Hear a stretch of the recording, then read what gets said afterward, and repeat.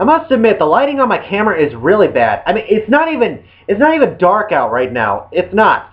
I have a couple of lights on me, which is why you can see me right now. And if I would turn them off, just watch, and I'm like this. It's like that. It's not even dark out. It's literally in the middle of the day. Maybe it's because it's raining outside is why it looks so dark here. But anyway,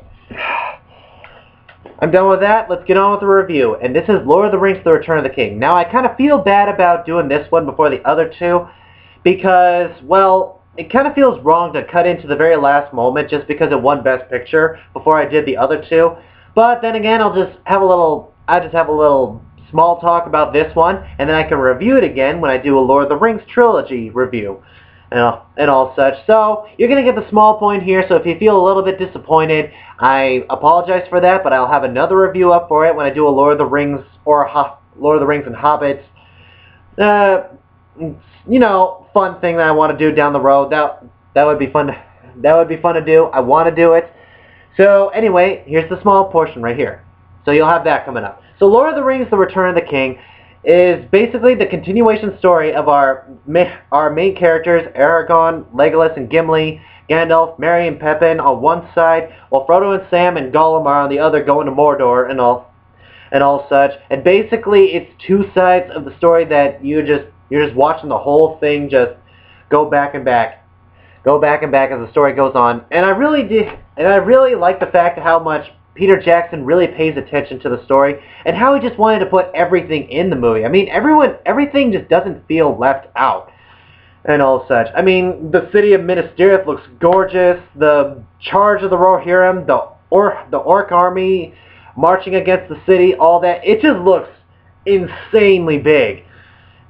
And also, I really did like the little scuffle that Frodo and Sam have against trusting Gollum, or Smeagol, whatever you want to call him, because Smeagol used to be a normal guy at a point. As the beginning of this movie shows, he was a normal guy, but then he found the ring, it corrupted him, and turned him into just this slimy little devil that everyone seems to enjoy and also imitate all the time.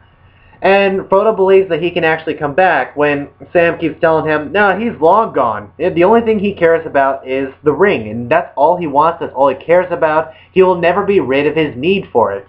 And that's something that Frodo does not understand, even though he believes he understands because he carries the ring himself. Anyway, so we get back to the other side, and this is where things really get insane. The battle what's the name of the fields? I'll probably tell you it in my next review.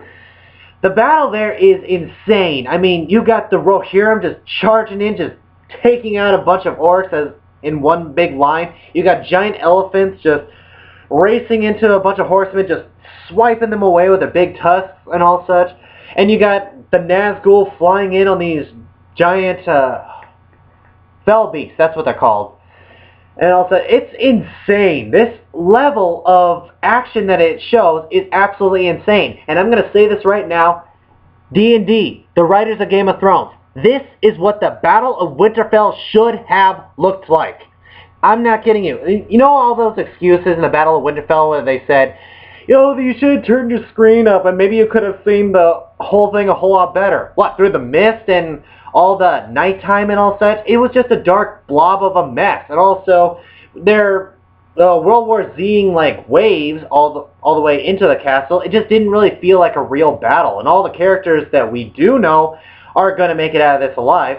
While as this one is a whole lot more simple, but we got the action. It's in the daylight. There is no sign of any like CGI mistakes or little blurs or all such. It just feels like everything was put into this, and it felt like it was made right. That's what I gotta say about this entire movie. And if any idiot out there that tells you that these movies are boring, all it is just a bunch of people walking and all such, that's an argument I gotta say to the people who say they should have flown the eagles to Mordor, because that's really what it felt like. It would just been flying in a straight line.